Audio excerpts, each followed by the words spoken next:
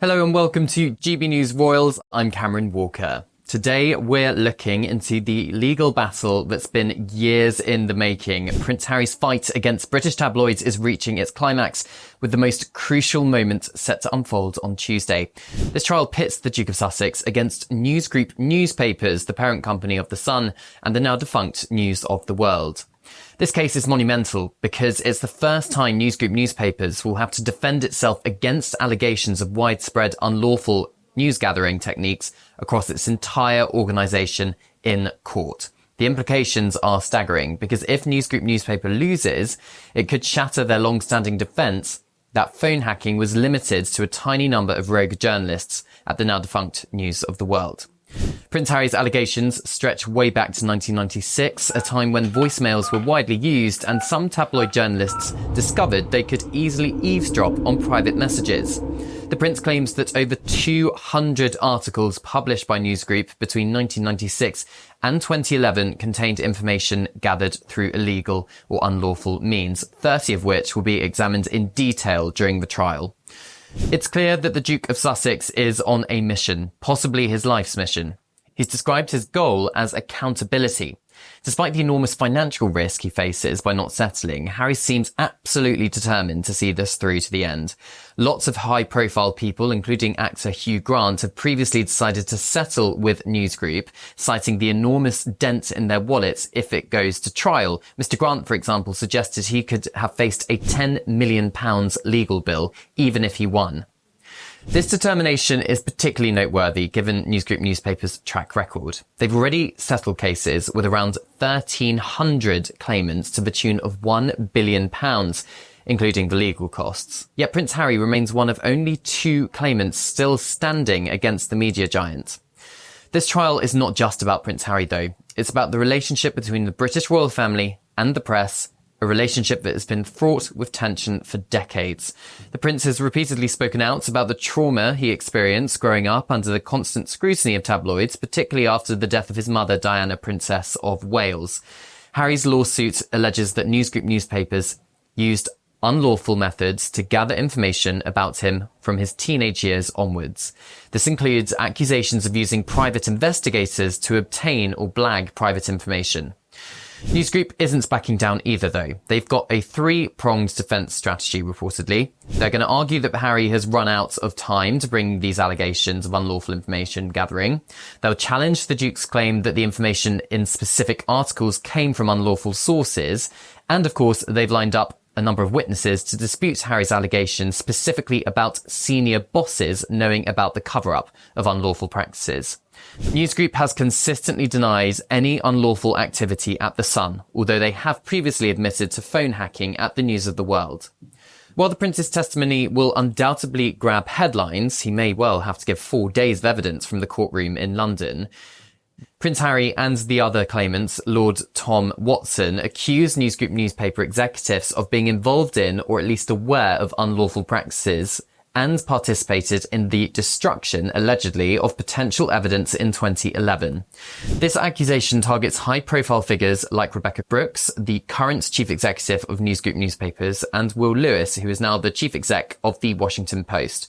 Both deny any wrongdoing. At the heart of this case lies the media empire of Rupert Murdoch. The Australian-born media mogul has long been a controversial figure in British journalism.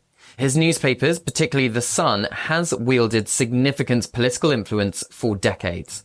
Murdoch's company has already paid out hundreds of millions, as we've already discussed, in damages and legal costs relating to alleged phone hacking scandals. This trial could potentially add significantly to that bill, not to mention the reputational damage to Murdoch's media empire if it loses.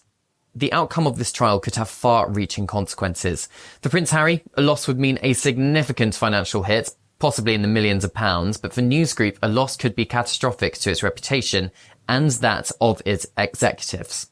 If the court finds that there was indeed a cover-up at the highest levels of News Group newspapers, it could lead to a re-evaluation of the entire phone hacking scandal. Could it prompt calls for further investigations into press practices? We'll have to wait until the outcome of that trial. This trial is taking place against a backdrop of changing attitudes towards privacy and press freedom, though. In recent years, there's been growing public concern about the tactics used by some sections of the media to obtain stories. Prince Harry's case could be seen as a test of how far these concerns have influenced the legal system. At the same time, the trial raises questions about press freedom and the public's right to know. Supporters of a robust free press argue that overly restrictive privacy laws could hamper legitimate investigative journalism. In Prince Harry's eyes, though, there is a difference between what's in the public interest and of interest to the public. Interestingly, though, the prince is pursuing this case without the support of the wider royal family. His decision to take on the tabloids in such a public manner stands in stark contrast to the royal family's traditional never complain, never explain approach. This different strategy highlights the growing rift between Harry and the rest of the royals. It also underscores the prince's determination to chart his own course, even if it means breaking with royal tradition. He previously conceded to ITV that his pursuit against the British press has damaged his relations with his own family. Now, public opinion on this case is divided. Some see Prince Harry as a crusader for privacy rights, taking on powerful media organisations that have long operated with impunity. Harry described it as David versus Goliath. Others view his legal actions as the complaints of a privileged individual who has benefited from media attention when it suited him. Regardless of where public sympathy lies, there's no denying the significance of this case. It has the potential to reshape the relationship between celebrities, the royal family, and the media in the United Kingdom. While this is a British case, its implications could be felt globally, though. The outcome could influence how other countries approach issues of privacy, press freedom, and the responsibilities of media organisations. It could also set a precedent for how public figures engage with the media and protects their privacy in the digital age. As we watch this legal drama unfold, one thing is for certain: someone is going to lose. The question is, who will it be? The prince fighting for accountability, or the media giant defending its reputation? The trial is expected to last several weeks, with Prince Harry himself likely to take the stand.